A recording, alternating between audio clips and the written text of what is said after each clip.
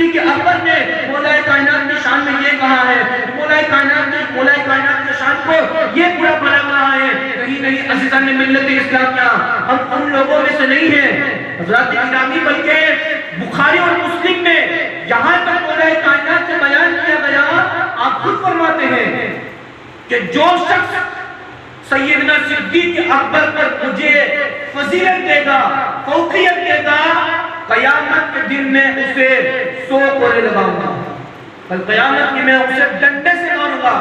حدیث پاک کا مفہوم ہے، مولا کائنات خود ارشاد فرماتے ہیں کہ جو صدیق اکبر اور فاروق اعظم پر مجھ کو فضیلت دے دے، میرا اور ان لوگوں سے کوئی بھی واسطہ نہیں ہے، کوئی بھی واسطہ نہیں ہے ان لوگوں سے۔ حضرات گرامی، تو ہم اہل سنت والجماعت ہیں، نہ ہمیں حد سے زیادہ محبت کرنی ہے،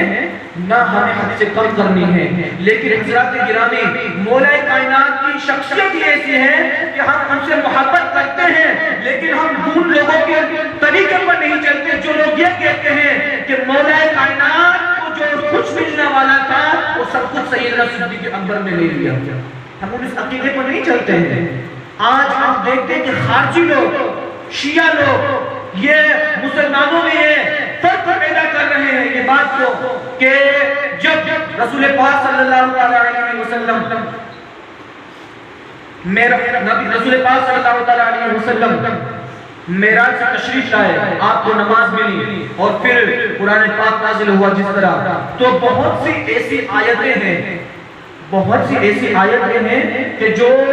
شان اہل بیت کی نازل ہوئی ہے، لیکن یہ دوسرے جو صحابی انہوں نے ان آیتوں کو نکال دیا۔ شیعہ لوگ، خارجی رافضی لوگ یہ کہتے ہیں، یہ میں آپ کو اس لیے سمجھا رہا ہوں کہ کوئی بھی اگر ایسا شخص آپ کو یہ بات کہے تو آپ کو پتہ چلے کہ ہم اہل سنت والجماعت ہیں، تاکہ وہ ذہن میں آپ کی کوئی بات بٹھا نہ سکے۔ اس مسئلے کو سمجھنے کی ضرورت ہے حضرات گرامی، آپ نے یہ بات سنی بھی ہوگی حضرات گرامی، تو بیان کیا جاتا ہے کہ لوگوں نے ایسے تفرقات پیدا کرنے کی کوشش کی ہے، لیکن معزز سامعین کرام خود مولا کائنات ارشاد فرماتے ہیں کہ جب کوئی بھی شخص مجھ کو سیدنا صدیق اکبر اور فاروق اعظم پر فضیلت دے گا، کل قیامت کے دن میں اسے اپنے ڈنڈے سے ماروں گا۔ یہاں تک بیان کر دیا گیا، تو ہمیں اس بات کی ضرورت ہے کہ ہمیں ان سے محبت کرنی ہے اور اہل بیت کا حق نہیں ماننا ہے۔ ایک مرتبہ کا واقعہ ہے کہ ایک بزرگ آل رسول تھے اور غالباً سیدنا مخدوم سمینا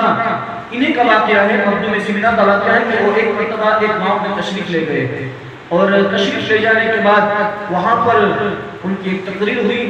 اور تقریر کرنے کے بعد آپ نے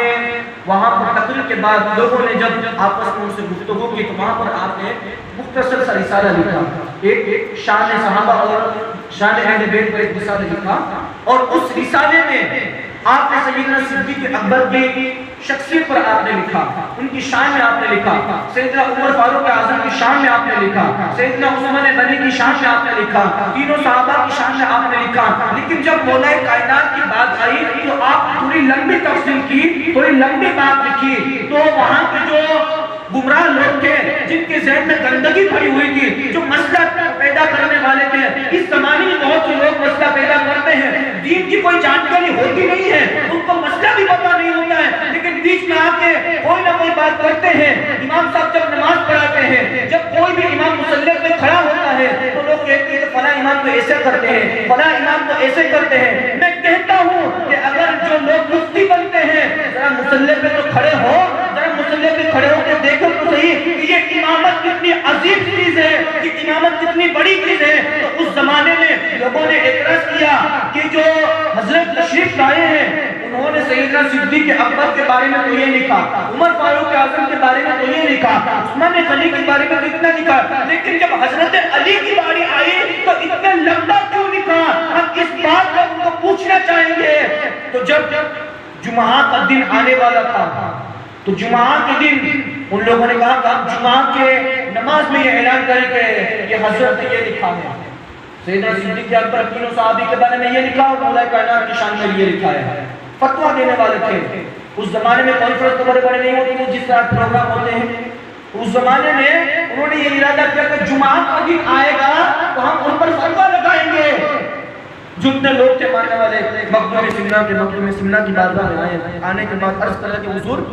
فلاں شخص آپ کے بارے میں یہ کہہ رہے ہیں، وہ لوگ آپ کے بارے میں یہ کہ انہوں نے اس طرح کیا۔ حضرات گرامی مخدوم سمنا کہنے لگے کہ لوگوں گھبراؤ نہیں، ان کو جو کچھ بھی جاننا ہے وہ جمعہ کے دن جان لیں گے، جمعہ آنے دو، کتابوں میں بیان کیا جاتا ہے۔ حضرات گرامی جب جمعہ کا دن آیا، جمعہ کا دن جیسے ہی آیا، صبح سے لے کے شام تک اتنی بارش ہوئی کہ جتنے لوگ فتنہ فساد کرنے والے تھے اپنے گھر سے باہر ہی نہیں نکل سکے۔ پھر دوسرا جمعہ آیا، واپس یہی کہا وہ لوگ آئیں گے جمعہ کے دن آپ کے بارے میں یہ کہیں گے۔ مخدوم سمنا کہتے ہیں کہ جمعہ تو آنے دو۔ دوسرا جمعہ ہوا، دوسرا جمعہ میں بھی واپس وہی ہوا، اتنی مسلادار بارش ہوئی کہ کوئی اپنے گھر میں سے باہر ہی نہیں نکل سکا، ان کے گھروں میں پانی بھر گیا۔ تیسرا جمعہ ہوا، اسی طرح ان کے گھروں میں اتنی بارش ہوئی پورا گھر پانی سے بھر گیا۔ وہ لوگ آئے اور آنے کے بعد کہنے لگے کہ حضرت آپ نے ایسا کیا کیا کہ ہمارے گھروں میں اتنی بارش ہو گئی؟ بیان کرنے لگے، ارے سنو، میں نے مولوی بابا کی اس لیے تعریف کی تھی کہ کوئی بھی بیٹا اپنے باپ کی تعریف زیادہ ہی کرتا ہے تو میں تو اہل بیت اطہار ہوں، میں کیوں اپنے بابا کی تعریف نہ کروں؟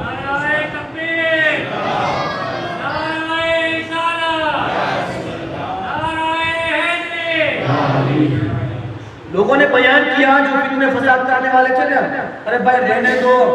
اگر زیادہ بولو گے تو پھر ہم کبھی جمعہ ہی نہیں پڑھ سکیں گے۔ یہ اہل بیت اطہار ان کی شان الگ ہے، ان کا مرتبہ الگ ہے، یہ اپنے باباؤں کی شان بیان کرتے ہیں، یہ اپنے باباؤں کا مرتبہ بیان کرتے ہیں، ان کی شان یہ الگ رہنے دو، اس لیے کہ اگر تم ہر مرتبہ ان کا فتنہ فساد کرنے جاؤ گے تو کبھی جمعہ ہی نہیں پڑھ سکو گے۔ تو یہ شان اہل بیت کہ جو اللہ نے ان کو اتنا بڑا مرتبہ نصیب فرمایا ہے، اتنا بڑا مرتبہ نصیب فرمایا ہے، تو یہ اہل بیت اطہار ہے کہ اللہ نے ان کو ہر برائی سے اور ہر ناپاکی سے دور کر دیا۔ اللہ نے ارادہ فرمایا، یعنی اللہ نے یہ سوچ لیا، اللہ نے ارادہ کر دیا کہ ان سے ہمیشہ کے لیے ناپاکی کو دور کر دوں گا۔ حضرات گرامی ہم اہل بیت اطہار ہے کون؟ اہل بیت اطہار ہے کون؟ اہل بیت آل رسول ہے کون؟ حدیث پاک میں بیان کیا جاتا ہے کہ اللہ کے رسول صلی اللہ علیہ وسلم کہ جو ازواج مطہرات ہیں وہ اہل بیت ہے۔ حضور نبی کریم صلی اللہ علیہ وسلم کے ازواج وہ بھی اہل بیت ہے، اور سیدنا مولا کائنات اور سیدہ بی بی فاطمہ، امام حسن امام حسین، ان کی اولاد یہ بھی اہل بیت اطہار ہے۔ اور جب نبی پاک صلی اللہ علیہ وسلم پر یہ وحی نازل ہوئی اہل بیت اطہار کی، یہ جو میں نے ابھی آیت کریمہ پڑھی، جب یہ وحی نازل ہوئی تو آپ نے اپنے گھر والوں کو یعنی سیدہ فاطمہ اور مولا کائنات امام حسن امام حسین کو بلایا، اور بلانے کے بعد آپ کو اپنی چادر میں ایسے ڈھانپ لیا، اوڑھا دیا پر چادر، اور چادر کو ایسے رکھنے کے بعد نبی پاک صلی اللہ علیہ وسلم نے ارشاد فرمایا، اے میرے اللہ، یہ میری اہل بیت ہے، یہ میرے گھر والے ہیں، ہاں اولائی اہل بیتی، یہ میرے گھر والے ہیں، اور اے میرے رب تبارک و تعالی، میں ان سے محبت کرتا ہوں، اور یہ میرے خاص اہل بیت ہیں، میرے خاص گھر والے ہیں، میں ان سے محبت کرتا ہوں، تو بھی ان سے محبت فرما، اور جو لوگ ان سے محبت کرتے ہیں مولا تو بھی ان لوگوں سے محبت فرما، تو بھی ان لوگوں سے محبت فرما۔ تو یہ اہل بیت اطہار۔ اور یہاں پر میں آپ کو ایک بات بیان کر دوں کہ جب عیسائیوں کا گروہ جب مباہلہ کے لیے آنے والا تھا، یعنی مباہلہ جیسے کہ دونوں طرف سے آگ جلائی جائے اور آگ میں کودا جائے، اور جو حق پر ہوگا وہ بچ جائے گا، اور جو باطل پر ہوگا وہ جل جائے گا۔ اس طرح کے بہت سارے مباہلے ہوئے ہیں، یہ دین اسلام میں بہت سارے مباہلے ہوئے ہیں۔ حضرات گرامی جب وہ قافلہ آنے والا تھا، جب یہودیوں کا، جب وہاں سے عیسائیوں کا آنے والا تھا، تو یہ جب آیت کریمہ نازل ہوئی، ابنانا و ابناکم و نسانا و نساکم، یہ آیت کریمہ جب نازل ہوئی تو بیان کیا گیا کہ ابنانا و ابناکم، ہمارے بیٹے اور تمہارے بیٹے، یعنی بیٹوں سے مراد امام حسن اور امام حسین، امام حسن اور امام حسین، نساءنا و نساءکم، ہماری عورتیں اور تمہاری عورتیں، یعنی عورتوں سے مراد یہاں سیدہ فاطمہ زہرا لیا گیا ہے۔ الگ الگ اس کی روایت ہے، الگ الگ اس کی تفاسیر ہیں، لیکن بس آپ کو سمجھانا چاہتا ہوں کہ اہل بیت اطہار کی شان کیا ہے۔ بیان کیا گیا کہ نساءنا و نساءکم، ہماری عورتیں تمہاری عورتیں، انفسنا و انفسکم، ہماری جانیں اور تمہاری جانیں۔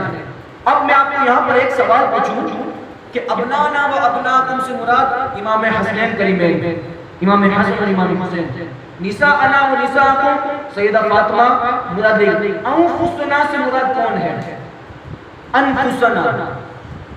آج کوئی بھی انسان ہو وہ سب سے زیادہ کس سے محبت کرتا ہے؟ خود کی جان سے، خود کی جان سے۔ اگر میری جان اگر صحیح سلامت ہے تو سب کچھ صحیح سلامت ہے، اگر میری جان ہی صحیح سلامت ہے تو کچھ بھی صحیح سلامت نہیں ہے۔ ہر انسان خود کی جان سے محبت کرتا ہے، تو جو انسان خود کی جان سے، خود کے نفس سے، خود کی جان سے، زندگی سے محبت کرتا ہو، وہ کبھی کسی کو اپنی زندگی دے گا؟ اور جو شخص کہتے کہ یہ میری جان ہے، یہ شخص میری جان ہے، تو اس کا کتنا بڑا مرتبہ ہوگا۔ اگر میں آپ کو کہہ دوں کہ فلاں شخص میری جان ہے، وہ میرا دل ہے، میرے دل کا ٹکڑا ہے، تو آپ سوچو گے کہ اس کی اہمیت کتنی ہوگی۔ تو انفسنا سے مراد یہاں پر مولا کائنات کو لیا گیا ہے کہ رسول پاک نے ارشاد فرمایا کہ علی میری جان ہے اور میں اس کو اپنی جان ہونے کی وجہ سے محبت فرماتا ہوں۔ علی میری جان ہے، انفسنا ہماری جان، جان سے مراد مولا کائنات لیا گیا ہے۔ تو آپ نے دیکھا کہ یہ اہل بیت اطہار کی کیا شان ہے، اور صحابہ کرام کس طرح اہل بیت اطہار سے محبت کیا کرتے تھے، آپ سنیے۔ سیدنا صدیق اکبر خود بیان کرتے ہیں کہ ایک مرتبہ آپ نے مولا کائنات رضی اللہ تعالیٰ عنہ سے ارشاد فرمایا کہ اے علی، میں اپنی آن سے، اپنی اولاد سے محبت کرتا ہوں، اپنے بیٹوں سے محبت کرتا ہوں، اپنی بیویوں سے محبت کرتا ہوں، اور میں اپنے رشتہ داروں سے محبت کرتا ہوں، حسن سلوک کرتا ہوں، اچھائی کرتا ہوں، ان کے ساتھ بھلائی کرتا ہوں، ان سے محبت شفقت کرتا ہوں۔ لیکن اے علی، میں جتنی محبت اپنی آن سے کرتا ہوں اس سے کہیں زیادہ میں تمہاری اولاد سے، تمہاری اولاد کو عزیز رکھتا ہوں، اس لیے کہ مجھے میری اولاد سے زیادہ عزیز تمہاری اولاد عزیز ہے، تمہاری اولاد مجھے سب سے زیادہ عزیز ہے۔ اور ایک مرتبہ تو یہاں تک ہوا کہ مولا کائنات و سیدنا صدیق اکبر عصر کی نماز پڑھ کے مسجد سے باہر نکلے، جیسے یہ باہر نکلے نا تو امام حسن بچوں کے ساتھ کھیل رہے تھے، سیدنا صدیق اکبر گئے اور جانے کے بعد امام حسن کو اپنے کندھوں پر بٹھا لیا، اپنے کندھوں پر بٹھا لیا۔ کس نے بٹھایا ہے؟ وہ صدیق اکبر جس کے بارے میں بیان کیا گیا ہے کہ تمام انبیاء کے بعد سب سے بڑا مرتبہ صدیق اکبر کا ہے، اور رسول پاک نے انہیں دنیا میں تو ساتھ رکھا لیکن قبر میں بھی ساتھ رکھا۔ آج اگر آپ یہ کہو کہ میں فلاں شخص سے محبت کرتا ہوں، میں فلاں پیر سے محبت کرتا ہوں، فلاں عالم سے محبت کرتا ہوں، محبت آپ کی الگ چیز ہے، لیکن جب وہ آپ کو اپنے اتنے قریب کر لے کہ وہ آپ کو دنیا میں تو ساتھ رکھے لیکن قبر میں بھی ساتھ لے جائے، تو اس صدیق کی شان کیا ہوگی کہ جس کو میرے رسول نے دنیا میں بھی ساتھ رکھا اور قبر میں بھی ساتھ رکھا۔ وہی صدیق اکبر جن کا اتنا بڑا مرتبہ، خلیفہ اول، پوری امت نے آپ کے ہاتھ پر بیعت کی، رسول پاک کے بعد آپ کو خلیفہ بنایا گیا۔ اس صدیق اکبر کا عالم یہ ہے کہ وہ علی کے لال کو اپنے کندھوں پہ بٹھائے ہوئے ہیں۔ اب میں آپ کو بتاؤں کہ آپ نے عامہ شریف پہنا تھا، اب جب آپ نے اپنے کندھوں پر بٹھایا ہوگا تو آپ کی یہ عامہ دستار بھی تھوڑی سی ہل گئی ہوگی، اور امام حسن کے جو قدموں میں گرد و غبار لگا وہ بھی آپ کے قدموں میں اس میں لگ گیا ہوگا، کپڑوں میں۔ تو آپ ذرا سوچیں، ذرا گمان کریں، ذرا خیال کریں کہ اپنے وقت کا سیدنا صدیق اکبر، اپنے وقت کا صدیق اکبر کہ وہ خود مولا کائنات کے بیٹے امام حسن کو اپنے کندھوں پہ بٹھائے ہوئے ہیں، اس حسین کی شان کیا ہوگی، اس حسن کی شان کیا ہوگی، ان کا کتنا بڑا مرتبہ ہوگا حضرات گرامی۔ اور ایک واقعے میں تو یہاں تک بیان کر دیا گیا کہ امام حسین ایک شخص کا نماز جنازہ پڑھانے گئے، اور جیسے ہی نماز جنازہ پڑھانے گئے نا تو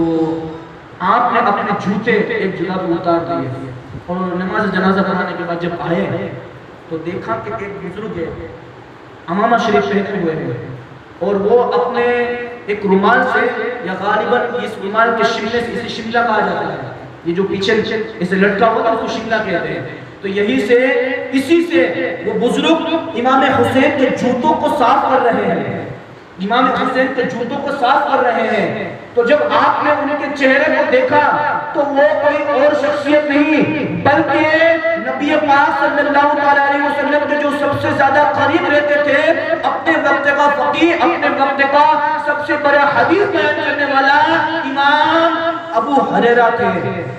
امام ابو ہریرہ جو اس امت کے جس میں سب سے زیادہ حدیث بیان کی، وہ حضرت ابو ہریرہ خود امام حسین کے جوتوں کو صاف کر رہے تھے۔ حضرت گرامی، اس حسین کی شان کیا ہوگی کہ جس کے جوتوں کو اپنے وقت کا اتنا بڑا صحابی سیدنا ابو ہریرہ اپنے شملے سے ان کے جوتوں کو صاف کر رہا ہے، اس حسین کی شان کیا ہوگی؟ عزیزان ملت اسلامی، ذرا سوچو تو صحیح، اس حسین کی شان کیا ہوگی؟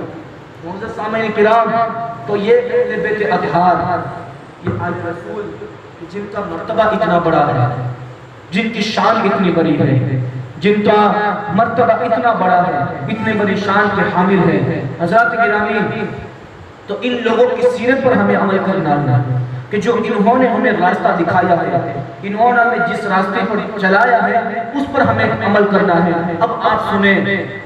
کہ امام حسن اور امام حسین کا مرتبہ کیا ہے۔ حضرات گرامی، گزشتہ دنوں میں جو آنے والے جو چلے گئے دن، ان میں نے سیدنا صدیق اکبر، عمر فاروق اعظم، عثمان غنی و مولا کائنات کی شان بیان کی۔ اب جو آنے والے دن ہیں، ان دنوں میں سیدہ فاطمہ اور اہل بیت اطہار مولا کائنات کے جو اولاد ہیں، یعنی امام حسین، امام حسن اور آپ کے اولادوں کے فضائل بھی انشاءاللہ تعالی بیان کروں گا۔ بس میں آپ کو چھوٹی سے ایک حدیث بیان کر دوں۔ طبرانی میں یہ حدیث بیان کی گئی ہے کہ ایک مرتبہ جنت اور دوزخ کا آپس میں مناظرہ ہو گیا، جنت اور دوزخ کا آپس میں بحث ہو گئی، ایک دوسرے سے بحث ہو گئی۔ اب دوزخ جنت سے کہنے لگی کہ میں تجھ سے بہتر ہوں، اور جنت دوزخ سے کہنے لگی کہ میں تجھ سے بہتر ہوں۔ آپس میں دونوں کا مناظرہ ہو گیا۔ تو دوزخ نے کہا کہ اے جنت، مجھ میں بڑے بڑے بادشاہ آئیں گے، اپنے وقت کے دنیا پر جس نے حکومت کی ہوگی، ایسے ایسے بادشاہ میرے اندر آئیں گے، اور فرعون آئے گا، حامان آئے گا، شداد آئے گا، بڑے بڑے بادشاہ، بڑے بڑے حاکم میرے پاس آئیں گے۔ تو جنت اس وقت خاموش ہو گئی، جنت اس وقت خاموش ہو گئی، کوئی جواب نہیں دیا۔ جب دوزخ نے یہ کہا کہ میرے پاس تو ایسے بڑے بڑے لوگ آئیں گے جنہوں نے دنیا میں، پوری دنیا میں حکومت کی ہوگی، تو جب جنت نے اس کا جواب سنا تو وہ خاموش رہ گئی۔ اس وقت اللہ نے جنت سے ارشاد فرمایا، اے جنت، تو خاموش کیوں ہے، تو چپ کیوں ہے؟ ارے وہ دوزخ کہہ رہی ہے کہ مجھ میں بڑے بڑے سلاطین آئیں گے، مجھ میں بڑے بڑے حاکم آئیں گے، بادشاہ آئیں گے، گورنر آئیں گے، بڑے بڑے اونچی پہنچ کے لوگ آئیں گے، ان کے لوگ ان کی طرف رہنے دے۔ ارے بھلے جتنے لوگ جانا ہو جائے، کوئی بات نہیں ہے، اس دوزخ سے کہہ دے کہ تیرے ان جتنے بھی لوگ ہیں، میرے اندر صرف دو جوان آئیں گے، ایک کا نام حسن ہے، ایک کا نام حسین ہے، کہ دو ہی نوجوان تجھ پر تیری پوری جہنم پر کافی ہے۔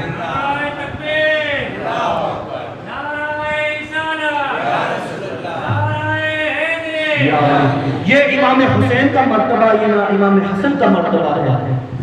یہ امام حسن کا مرتبہ، یہ امام حسین کا مرتبہ۔ لیکن آج ہم کیا کر رہے ہیں؟ میں آپ سے پوچھتا ہوں نا، آپ ہی جواب دو، آج ہم کیا کر رہے ہیں؟ ہم کیا کر رہے ہیں؟ ہماری کیسی حالت ہو چکی ہے؟ حضرات گرامی، جو امام حسین جنہوں نے یہ ارشاد فرمایا ہو کہ زندگی کا کوئی بھروسہ نہیں ہے، ہماری زندگی کا کوئی بھروسہ نہیں ہے، جہاں تک ہو سکے لوگوں کی خدمت کر لو، اچھے کام کر لو، اس لیے کہ تم زمین پر سب کچھ کر سکتے ہو، اس زمین پر سب کچھ کر سکتے ہو، لیکن جب اس زمین کے اندر جاؤ گے اس وقت تمہیں پتا چلے گا کہ زمین کے اوپر کون کون سے کام کیے ہیں۔ زمین کے اوپر تو تم ہر کام کرو گے، تمہیں کوئی بھی ٹینشن نہیں ہے، آج ہم جو کچھ بھی کر لیں گے ہمیں کیا پتا ہے، لیکن جب زمین کے اندر قبر میں جائیں گے تب ہمیں پتا چلے گا کہ ہماری حالت کیا ہے۔ ایک بزرگ راستے سے گزر رہے تھے، چند بچے کھیل رہے تھے، بزرگ نے بچوں سے کہا کہ بیٹا ذرا سائیڈ میں لگ جاؤ کیونکہ میں اس راستے سے جا رہا ہوں، تم جو کھیل رہے ہو تمہاری گرد و غبار اور جو دھول اٹھ رہی ہے وہ میرے کپڑوں پر لگ جائے گی۔ تو بچے سائیڈ میں ہٹ گئے، بزرگ چلے گئے۔ جب واپس اسی راستے سے گزر ہوا تو واپس بچوں سے کہنے لگے کہ بچوں ذرا سائیڈ میں ہو جاؤ، ذرا راستہ دے دو، میرے کپڑوں پر گرد و غبار لگ جائے گی۔ تو جب واپس تھوڑے آگے گزرے، بچوں سنو یہاں سے تھوڑا دور آ جا کے کھیلو، اس لیے کہ یہاں سے آنے جانے والوں کو تھوڑا تکلیف ہوتی ہے راستہ گزرنے کے لیے۔ اور بچے کہنے لگے، عرض کرنے لگے کہ حضور والا ہم آپ کو جانتے تو نہیں ہیں، بس آپ سے اتنا عرض کرنا چاہتے ہیں کہ آپ کے کپڑوں پر مٹی لگ جاتی ہے، آج اگر آپ کے کپڑوں پر مٹی لگ جائے گی تو اس مٹی کو آپ اپنے ہاتھوں سے صاف کر لو گے، جھاڑ دو گے، لیکن اے بزرگ، اے اللہ کے ولی، بس اتنا عرض کرنا چاہتے ہیں جب قبر میں جاؤ گے، جب قبر میں کی مٹی سے ملو گے، اس وقت آپ کے کپڑوں کو صاف کرنے کون آئے گا؟ آپ کے کپڑوں کو صاف کرنے کون آئے گا؟ وہاں پر کون آپ کے کپڑوں کو صاف کرے گا؟ اس دنیا میں آپ کا قدرت ہے کہ آپ اپنے کپڑوں سے مٹی کو ہٹا لو گے، قبر میں تو چاروں طرف مٹی ہوگی، وہاں پر آپ کو کون بچانا آئے گا؟ یہ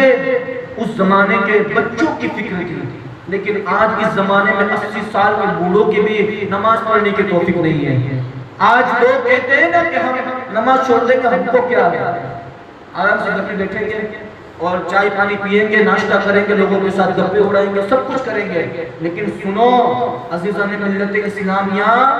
یہ جو لوگ سوچتے ہیں نا کہ نماز نہیں پڑھیں گے کچھ نہیں ہوگا، ارے اللہ کا اس سے بڑا عذاب ہم پر کیا ہو سکتا ہے کہ اللہ ہمارے دلوں سے نماز کی محبت چھین لے۔ لوگ سوچتے ہیں کہ ہم نماز نہیں پڑھیں گے کچھ نہیں ہے، جو ہوگا دیکھا جائے گا۔ اس سے بڑا اللہ کا عذاب، اللہ ہم سے اس سے زیادہ کیا ناراض ہو سکتا ہے کہ ہم نماز، ہمارے دلوں سے نماز کی محبت ختم ہو گئی۔ حضرات گرامی، اس سے بڑے کیا عذاب اللہ کا ہو سکتا ہے کہ اللہ ہمارے دلوں سے نماز کی توفیق ہی چھین لے، نماز کی توفیق چھین لے۔ جو لوگ یہ غفلت میں بیٹھے ہوئے ہیں کہ نماز نہیں پڑھا تو بچ جاؤں گا، کچھ بھی ہو جائے گا، حضرات گرامی، لیکن وہ سوچ، وہ لوگ غفلت میں ہیں، وہ لوگ غفلت میں ہیں۔ اور یہاں تک کہ بیان کر دیا گیا قرآن پاک میں کہ قیامت کا وقت قریب آ گیا، اقترب للناس حسابهم، لوگوں کے قیامت کا وقت، حساب کا وقت قریب آیا، قیامت کا وقت قریب آیا، لیکن اب بھی وہ لوگ غفلت میں زندگی گزار رہے ہیں، ابھی بھی وہ لوگ غفلت میں زندگی گزار رہے ہیں، ابھی بھی وہ لوگ غفلت میں زندگی گزار رہے ہیں۔ عزیزان ملت اسلامیہ، تو ہمیں اس بات کی ضرورت ہے کہ ہم ان کی زندگیوں کو دیکھیں، ہمارے صحابہ کرام کی زندگیوں کو، کہ انہوں نے کس طرح اپنی زندگی کو گزارا اور کس طرح عمل کیا، کس طرح اپنی زندگی کو گزارا۔ معزز سامعین کرام، ایک واقعہ ذہن میں آ گیا تو آپ کو سمجھانے کے لیے بتا دوں تاکہ آپ کے ذہن میں یہ بات بیٹھ جائے کہ اللہ کی خشیت کیا ہے، اللہ کا خوف کیا ہے۔ ایک واقعہ دنیاوی مثال کے اعتبار سے میں آپ کو سمجھا دوں کہ اگر آپ کے دل میں اللہ کی خشیت ہوگی، اگر آپ کے دل میں اللہ کا خوف ہوگا نا، تو پھر آپ گناہوں سے دور رہو گے۔ آپ کے سامنے آپ کا باپ کھڑا ہے، آپ کا باپ آپ کے سامنے کھڑا ہے، کیا اس وقت آپ کسی کو گالی دو گے؟ اس لیے سامنے باپ کھڑا ہے، والد کھڑے ہیں، ان کے سامنے کسی کو برا بھلا نہیں کہہ سکتے۔ اگر آپ کی ماں آپ کے سامنے موجود ہوگی تو آپ کو ایک غلط کام کرو گے؟ نہیں کرو گے، اس لیے کہ ماں کا خوف دل میں ہے، ماں کا خوف دل میں ہے کہ اگر کروں گا تو ماں ڈانٹے گی۔ اور اگر آپ کے کوئی اساتذہ یا آپ کے کوئی بھی آپ کے رشتہ دار آپ کے سامنے، ان کے سامنے کوئی غلط کام کرو گے، ادب کے ساتھ کھڑے ہو جاؤ گے اور سکون اور آرام سے رہو گے، کوئی غلط کام نہیں کرو گے، اس وقت آپ کو کوئی غلط کام کرنا نہیں سوچے گا۔ اگر آپ تنہائی میں ہوگے اس وقت آپ غلط کام کر سکتے ہو۔ تو اسی طرح میں آپ کو سمجھاؤں کہ ایک مرتبہ سیدنا داؤد علیہ السلام سے اللہ رب العزت نے ارشاد فرمایا کہ اے میرے داؤد، تو مجھ سے اس طرح ڈرا کر کہ تیرے سامنے اگر کوئی شیر آ جائے اور اس وقت تو شیر سے ڈرتا ہے، اسی طرح مجھ سے ڈرا کر۔ شیر اگر تیرے نظروں کے سامنے آ جائے اس وقت اس کا خوف تیرے دل میں جس طرح ہوتا ہے، اسی طرح مجھ سے ڈرا کر۔ تو سیدنا داؤد علیہ السلام عرض کرنے لگے کہ حضور، اے میرے مولا، اے میرے آقا، اے میرے پاک پروردگار عالم، ایک شیر سے تو اپنی تشبیہ دے رہا ہوں، یہ تو تیری مخلوق ہے، اور یہ تیرے شان میں کیا، اس کی کیا حیثیت ہے؟ یہ شیر سے تو اپنی تشبیہ دے رہا ہے. تو اللہ رب العزت ارشاد فرماتا ہے کہ اے میرے داؤد سن، جب تیرے نظروں کے سامنے کوئی شیر آتا ہے تو اس وقت تو شراب پینے کی سوچتی ہے تجھے، اس وقت تجھے کوئی غلط کام کرنا سوچتا ہے، اس وقت تیری نظروں میں کیا رہتا ہے، اس وقت تیرے ذہن میں کون سی بات ہوتی ہے؟ سیدنا داؤد علیہ السلام عرض کرنے لگے، مولا اس وقت میرے ذہن میں بس ایک بات ذہن میں آتی ہے، مجھے میری موت سامنے نظر آتی ہے کہ ابھی یہ شیر مجھ پر حملہ کرے گا اور میری زندگی کو مجھ سے چھین لے گا. تو اللہ نے ارشاد فرمایا کہ اس وقت تجھے تیری موت نظر آتی ہے، اگر اسی طرح ہر وقت تو مجھ سے ڈرتا رہے گا تو میں اسی ڈر کی وجہ سے میں تجھے ہر طرف کامیاب کر دوں گا، ہر طرف کامیاب کر دوں گا. تو اس سے میں آپ کو سمجھانا چاہتا ہوں کہ جس طرح ہم کسی کا ڈر دنیا میں رکھتے ہیں، کسی شیر کا، کسی درندے کا، اپنے سے بڑے کا ڈر اپنے دل میں رکھتے ہیں، تو ان لوگوں کو جس نے بنایا ہے، جس نے پیدا کیا ہے، جو ہمیں جنت عطا کرے گا، جو ہمیں دوزخ عطا کرے گا، اس کا ڈر کہاں چلا گیا؟ اس کی خشیت کہاں چلی گئی؟ اس کا ڈر کہاں چلا گیا؟ یہ ڈر ہمارے میں نہیں ہے، آج وہ ڈر نکل گیا ہمارے ذہن سے. اور اگر چاہتے ہو نا کہ گناہوں سے دور رہو، گناہوں سے باز رہو، تو اللہ کا خوف، اللہ کا ڈر اپنے دل میں بسا دو. اگر یہ دل میں رہے گا نا تو پھر کسی گناہ کے قریب نہیں جاؤ گے، کسی گناہ کے قریب نہیں جاؤ گے. حضرات گرامی، تو یہ اللہ کی خشیت تھی، اللہ کا خوف تھا. تو ان لوگوں نے، صحابہ کرام نے اس اللہ کی خشیت کو اور اللہ کے خوف کو دل میں بسایا، تو اللہ نے ان کو اتنا بڑا مقام عطا فرما دیا کہ ہم اگر ان کے صدقے میں اللہ سے دعا مانگے، اللہ ہماری ہر دعا کو قبول فرما لے گا، اللہ ہماری ہر دعا کو قبول فرما لے گا. تو یہ شان اہل بیت ہے، اہل بیت اطہار. اور ان کا آپس میں محبت ایسی ہے، ان لوگ، یہ جو صحابہ کرام آپس میں ایسی محبت کرتے ہیں اہل بیت اطہار سے. آج لوگ کہتے ہیں کہ شیعہ لوگ، خارجی لوگ، رافضی لوگ کہتے ہیں کہ جو مولا کائنات کو جو کچھ بھی عطا ہونے والا تھا وہ سب کچھ صدیق اکبر اور عمر فاروق اعظم نے لے لیا.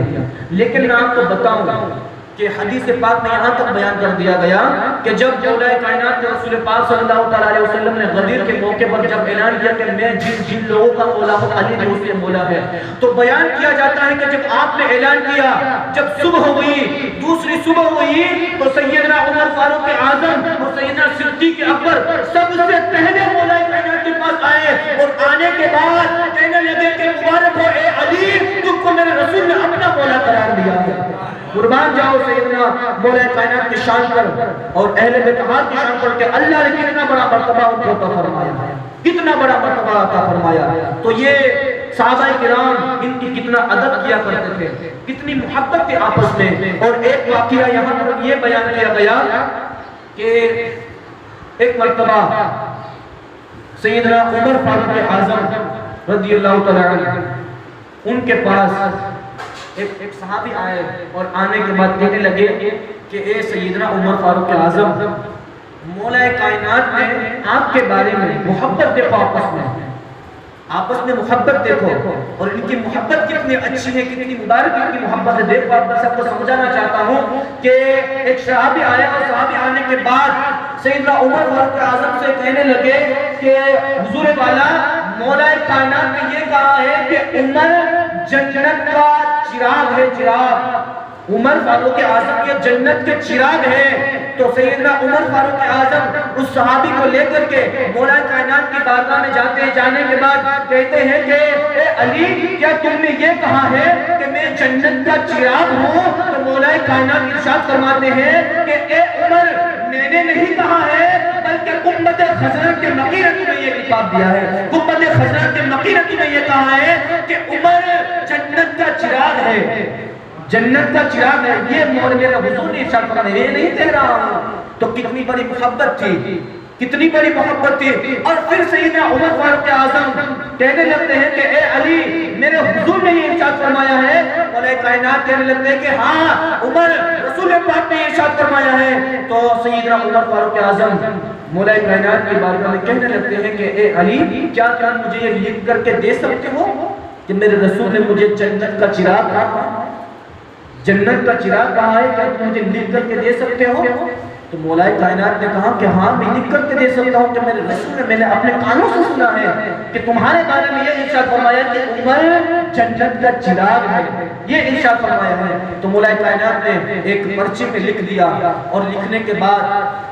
بیان کیا جاتا ہے کہ عمر فاروق اعظم نے اپنے اولاد کو نصیحت کی تھی کہ میں جب دنیا سے رخصت ہو جاؤ تو میری قبر میں اس پرچی کو رکھ دینا، اس لیے کہ یہی پرچی میرے رسول پاک کے صدقے میں کل قیامت کے دن میرے کام آ جائے گی،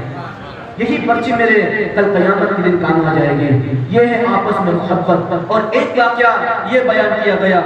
طبرانی میں اور دیگر احادیث کی کتب میں، یہ بیان کیا گیا ہے کہ ایک مرتبہ مولا کائنات رضی اللہ تعالیٰ عنہ آپ نے ایک خواب دیکھا، اور اس خواب میں آپ نے یہ دیکھا کہ نبی پاک صلی اللہ علیہ وسلم فجر کی نماز مسجد نبوی میں پڑھا رہے ہیں، اور جب فجر کی نماز پڑھا چکے ہوتے ہیں، یعنی فجر کی نماز سے فارغ ہو جاتے ہیں، تو ایک عورت کھجوروں کی ٹوکری، کھجوروں کا ایک ٹوکرا بھر کے نبی پاک صلی اللہ علیہ وسلم کی خدمت میں لاتی ہے، اور لانے کے بعد حضور نبی کریم صلی اللہ علیہ وسلم اس ٹوکری میں سے ایک کھجور ہر صحابی کو دے رہے ہیں، اپنے ہاتھ مبارک سے، اپنے مبارک ہاتھوں سے عطا کر رہے ہیں، ہر صحابی کو ایک کھجور دے رہے ہیں۔ اور جب مولا کائنات پر پہنچتے ہیں، جب مولا کائنات کے پاس آتے ہیں، تو خود اپنے ہاتھوں سے ان کے منہ میں اس کھجور کو رکھ دیتے ہیں، اپنے خود کے ہاتھوں سے مولا کائنات کے منہ میں آپ نبی پاک صلی اللہ علیہ وسلم اس کھجور کو رکھ دیتے ہیں۔ جب یہ خواب آپ نے دیکھا، اسی وقت آپ کی آنکھ کھل گئی، مولا کائنات کی آنکھ کھل گئی، اور کیا دیکھتے ہیں کہ جو حضور خواب میں میرے رسول نے آپ کے منہ میں رکھی تھی، وہ ظاہر میں آپ کے منہ میں تشریف لا چکی ہے، وہ مبارک حضور آپ کی ظاہری طور پر آپ کے منہ میں آ چکی ہے۔ اور جب یہ خواب کو دیکھا، جب فجر کا وقت ہوا، فجر کا وقت ہونے کے بعد آپ نے سب سے پہلے سوچا کہ آج آپ دیکھتے ہیں نا کہ لوگ کو جب کوئی خوشی حاصل ہوتی ہے، کوئی اچھی چیز حاصل ہوتی ہے، کوئی تحفہ ملتا ہے، تو وہ سب سے پہلے اپنے عزیز دوست کو بیان کرتا ہے۔ کوئی بھی دنیا کا دستور ہے کہ سب سے پہلے وہ اپنے عزیز دوست سے بیان کرتا ہے کہ دوست آج میرے ساتھ یہ ہوا، آج میں فلاں جگہ پر جا رہا ہوں، فلاں جگہ سے مجھے یہ ملا، آج مجھے یہ چیز ملی ہے۔ سب سے پہلے وہ اپنے عزیز دوست کو بیان کرتا ہے۔ تو سمجھانا یہ چاہتا ہوں کہ مولا کائنات نے جب یہ خواب دیکھا، جب آپ نے دیکھا کہ مجھے یہ چیز حاصل ہوئی ہے، تو آپ نے سوچا کہ میں صبح ہوتے فجر کی نماز کے بعد سب سے پہلے یہ خواب میرے عزیز دوست سیدنا عمر کو بیان کروں گا،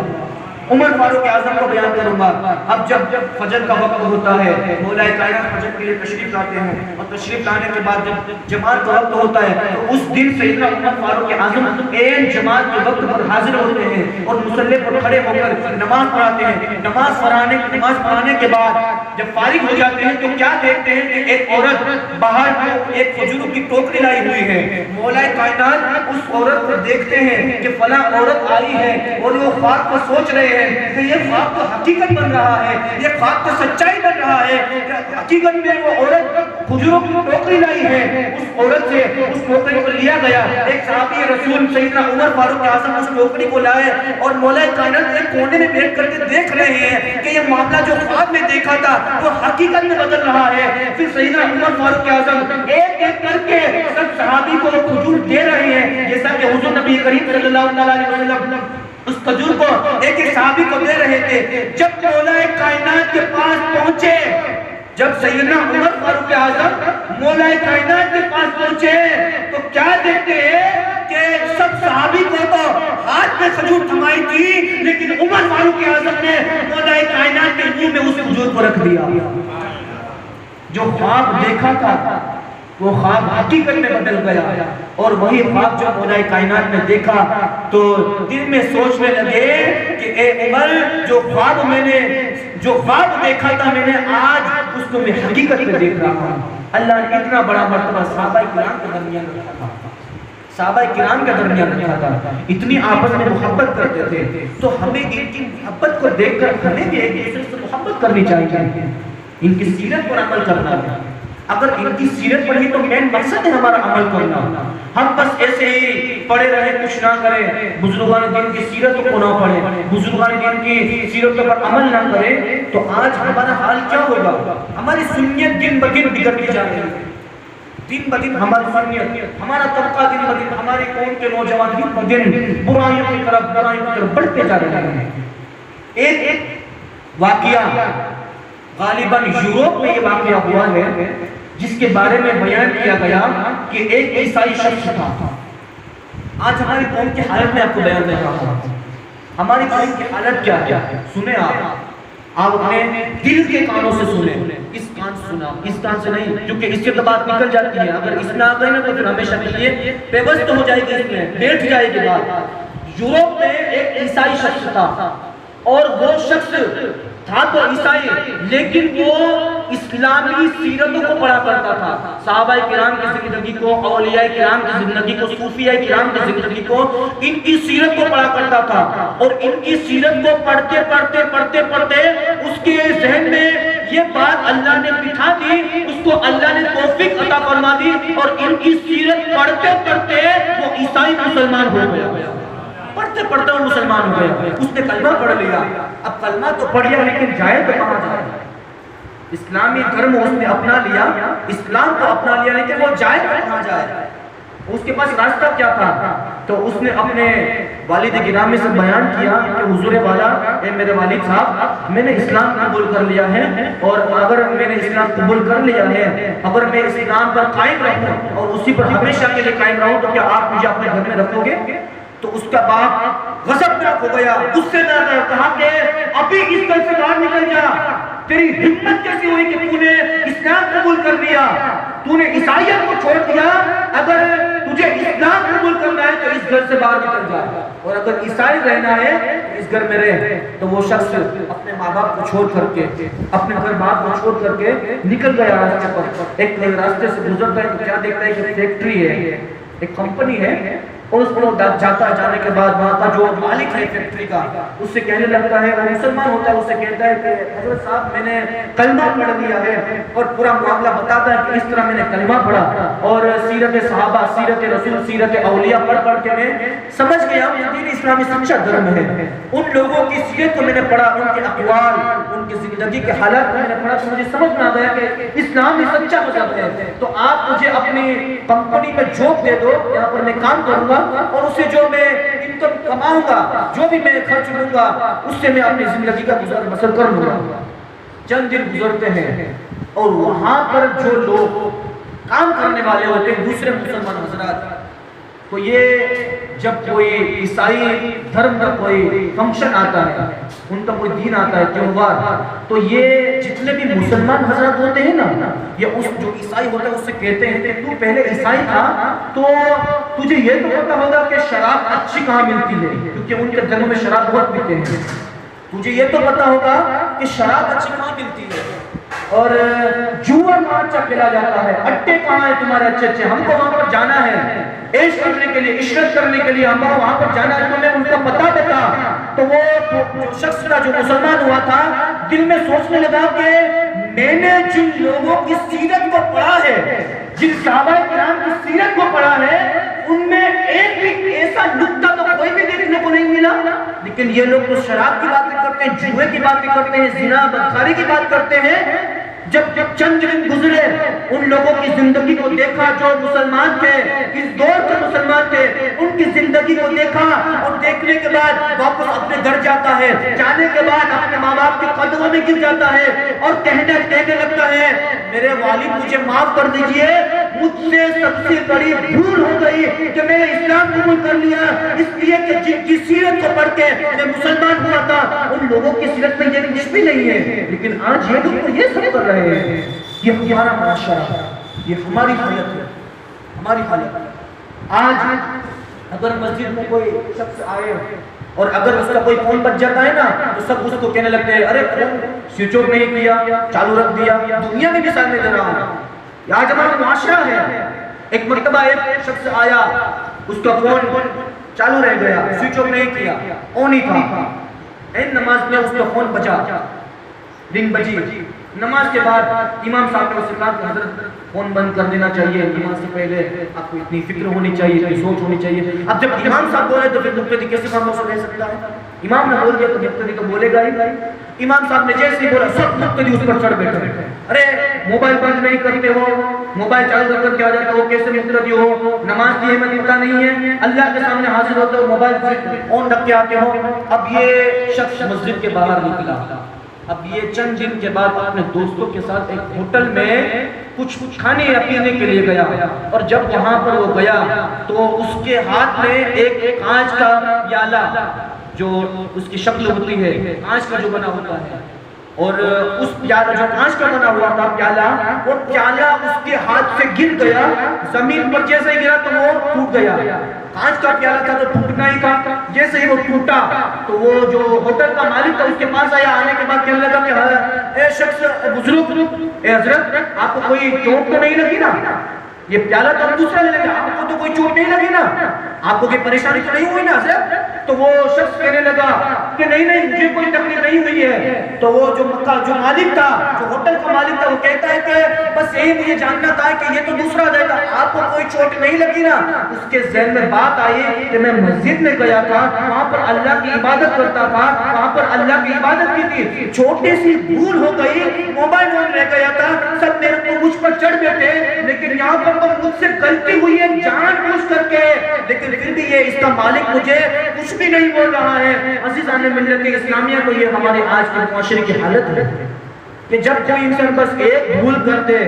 بس ہم یہی آج کے لوگ یہی سوچ میں لے کے بیٹھے ہیں کہ اس نے بھول کی اور ہم اس پر چل بیٹھے۔ نہیں عزیزان ملت اسلامیہ، ہمارا اسلام ہمیں یہ سیکھ نہیں دیتا، ہمارا اسلام ہمیں یہ سیکھ نہیں دیتا، ہمارا مذہب ہمیں یہ سیکھ نہیں دیتا، ہمارے صحابہ یہ ہمیں سیکھ نہیں دیتے، بلکہ وہ تو ہمیں آپس میں محبت کرنے کا درس دیتے ہیں۔ آپس میں ہمارے صحابہ کرام، جیسا کہ میں نے بیان کیا کہ سیدنا صدیق اکبر اور عمر فاروق سب سے پہلے مولا کائنات کو مبارکبادی دینے کے لیے آئے کہ مبارک ہو علی، ہمارے رسول نے تمہیں اپنا مولا قرار دیا، تمام مسلمین کا مولا قرار دیا، اس سے بڑی شان کیا ہو سکتی ہے عزیزان ملت اسلامیہ؟ اس سے بڑی شان کیا ہو سکتی ہے؟ معزز سامعین کرام، یہ دور جس سے ہم گزر رہے ہیں، دن بدن ہمارا معاشرہ تکلیفوں کی طرف، پریشانیوں کی طرف دن بدن چلا جا رہا ہے، دن بدن یہ معاشرہ چلا جا رہا ہے۔ جو صحابہ کرام نے اپنی زندگی کو گزارا اس پر کوئی عمل نہیں کر رہا ہے، اس پر کوئی دھیان نہیں دے رہا ہے۔ آج لوگوں کو اخبار پڑھنے کے لیے فرصت ہے، لوگوں کو اخبار پڑھنے کے لیے ایک دن اخبار نہیں آئے گا تو لوگ وہ جو لانے والا ہے اس پر غصہ ہو جائیں گے کہ آج تک اخبار کیوں نہیں آیا، آج تو مین نیوز تھی، آج تو سب کچھ جانا تھا۔ لیکن جو اخبار پڑھتے ہیں ہر روز، جو اخبار کی فکر میں رہتے ہیں، میں ان سے بس ایک سوال کرنا چاہتا ہوں، سوال کا جواب دے دیں۔ اگر آپ پوری زندگی اخبار پڑھنا ہے پڑھتے رہیے، کیا آپ اسی صبح میں بس ایک قرآن پاک کی آیت کی تلاوت کرتے ہو؟ کیا آپ جس اخبار کو پورا اخبار چانٹ لیتے ہو، ایک بھی نیوز نہیں چھوڑتے کہ اگر چھوٹ جائے گی تو رہ جائے گی اور مجھے یہ نیوز پتہ نہیں چلے گی، پورا اخبار پڑھ لیتے تو جب اخبار پڑھنے کا وقت ہے، لیکن آج کے مسلمان کو ایک قرآن کی آیت پڑھنے کا وقت نہیں ہے۔ آج ہمارا یہ معاشرہ بن گیا ہے، ارے پڑھتے نہیں آتا، کسی حضرت کو پڑھتے نہیں آتا، قرآن صحیح سے پڑھتے نہیں آتا۔ اللہ نے ارشاد فرمایا کہ اگر میرا بندہ قرآن کو دیکھتا ہے میں اس کو بھی عبادت میں شمار کرتا ہوں۔ قرآن کو دیکھنا بھی عبادت ہے، اور اگر کوئی قرآن کو دیکھتا بھی نہیں ہے بلکہ قرآن کو سنتا ہے یا قرآن کو اپنے سینے سے لگا لیتا ہے، اللہ اس کو بھی عبادت میں شمار کر لیتا ہے۔ اگر آپ کو قرآن پڑھنا نہیں آتا، اگر آپ قرآن کو پڑھ نہیں سکتے ہو، صرف اس کی آیے کریمہ پر اپنی انگلی کو پھراؤ، اللہ اس کو بھی ثواب میں شمار کرے گا، اس میں بھی برکت دے گا، لیکن ہمیں کرنا نہیں ہے۔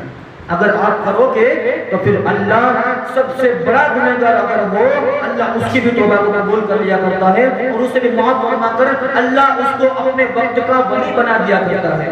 اللہ ہر چیز پر قادر ہے۔ معزز سامعین کرام، تو یہی درس آپ کو دینا تھا کہ جو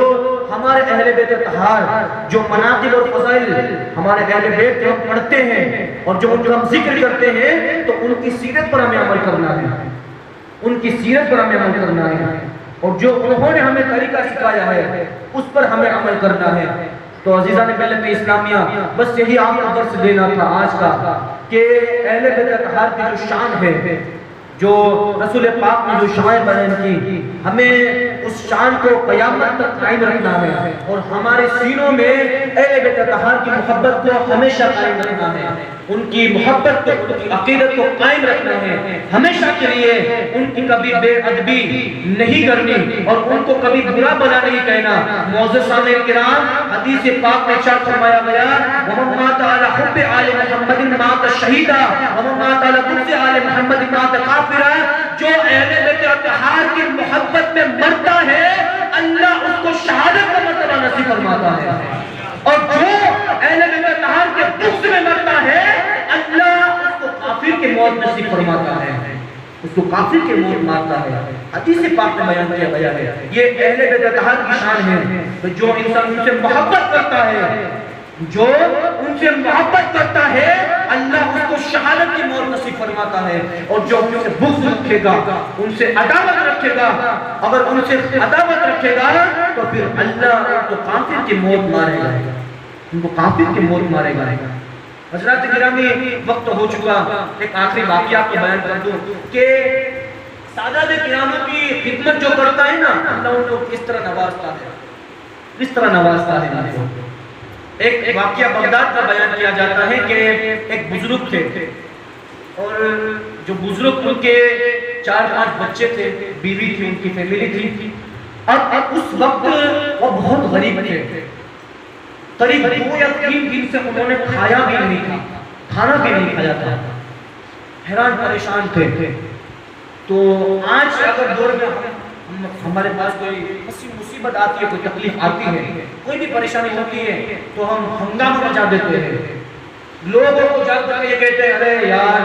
آج تو یہ ہو گیا، آج تو یہ نقصان ہو گیا، آج تو یہ تکلیف ہو گئی، ہم ہر جگہ پر تہلکہ مچا دیتے ہیں۔ اب اس زمانے میں وہ جو بزرگ تھے انہوں نے کیا کیا آپ سنیں۔ بیان کیا جاتا ہے کہ بہت حیران پریشان، کھانا نہیں ہے، کھانے کے لیے کچھ بھی نہیں ہے، نہ پیسہ ہے نہ روپیہ، کچھ بھی نہیں ہے، فاقہ ہے، فاقے سے رہ رہے ہیں۔ تو وہ جو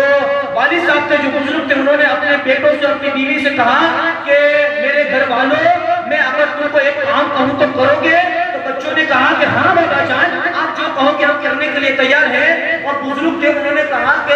چلو ہم سب مل کے میرے مصطفیٰ پر درود پاک پڑھتے ہیں۔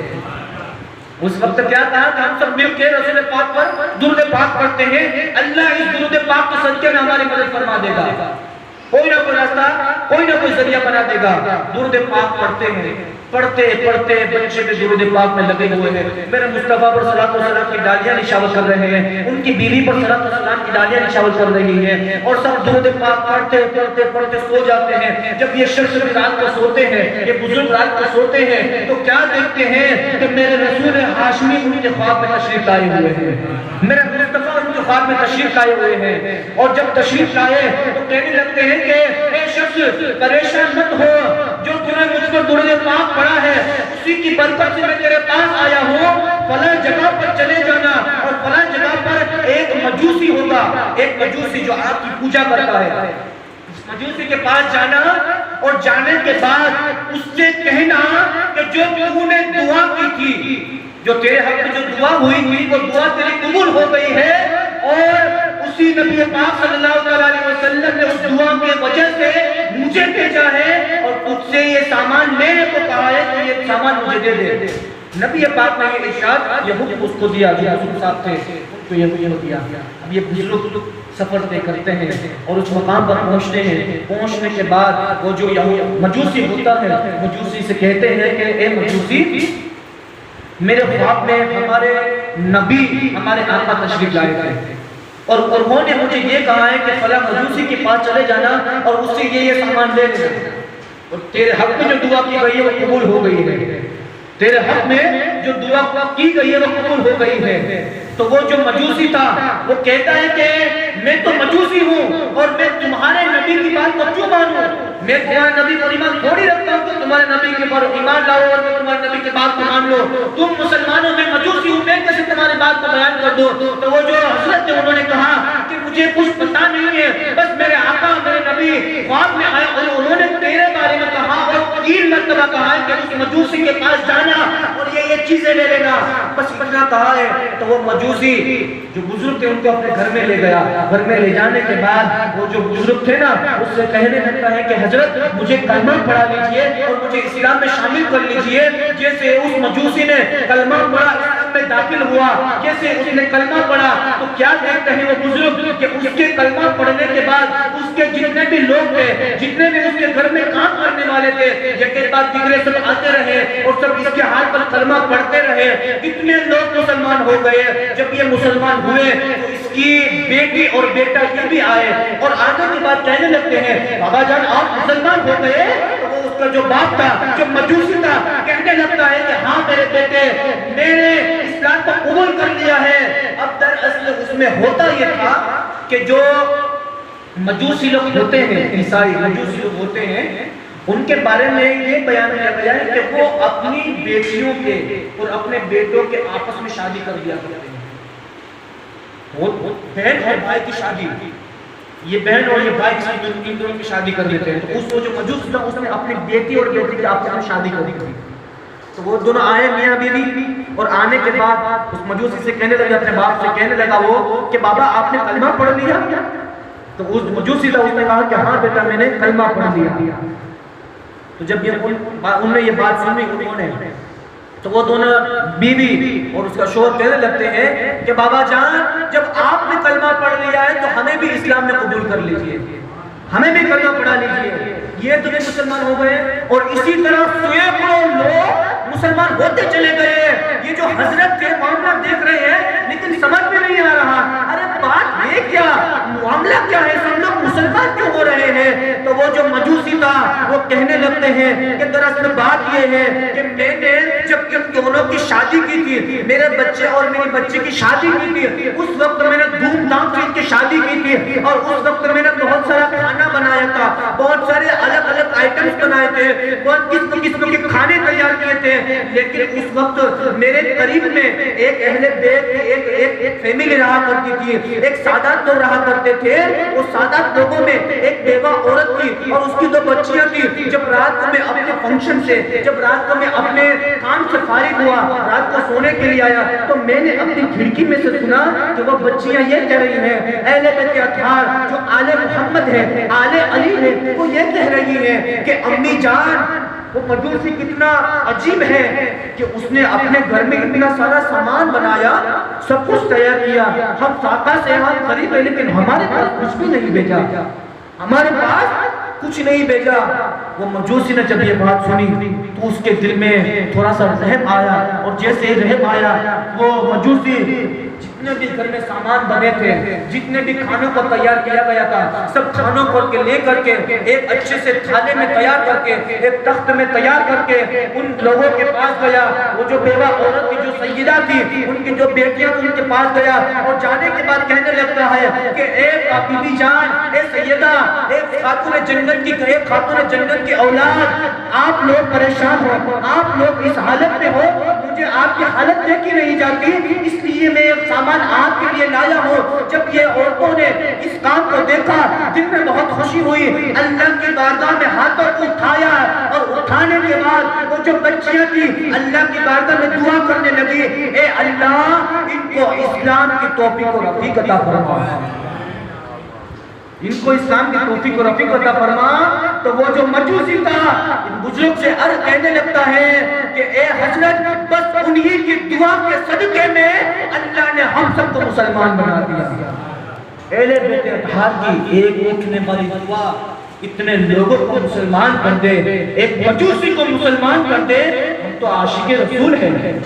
ہم تو اولاد علی کے ماننے والے ہیں، ہم تو سیرت صحابہ پر چلنے والے ہیں، سیرت اولیاء پر چلنے والے ہیں، اور اہل بیت اطہار کے قدموں میں اپنی جانوں کو نچھاور کرنے والے ہیں، اور ہم کیا ان کے مرتبے تک پہنچ سکتے ہیں؟ ہماری کیا حیثیت ہے کہ ہم ان کے مرتبے کو بیان کر سکیں؟ رات کے ختم ہو جائے گی۔ حضرات گرامی، رسول پاک صلی اللہ علیہ وسلم نے ارشاد فرمایا کہ اگر 7 سمندروں کو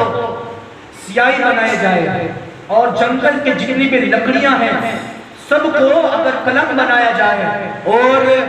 ساتھ جتنے بھی پہاڑ ہیں جتنے بھی درخت ہیں اگر سب کے کاغذ بنائے جائے اور ان پر تحریر کیا جائے اور اگر شان اہل بیت لکھی جائے سب کلمیں ختم ہو جائیں گی سب درد ختم ہو جائیں گے سیاہی ختم ہو جائے گی لیکن میرے اہل بیت اطہار کی سیرت اور ان کی شان ختم نہیں ہو سکے گی حضرات گرامی تو یہ سیرت اولیاء اور سیرت صحابہ اور سیرت اہل بیت اطہار ہے معزز سامعین کرام بس یہی آپ کے سامنے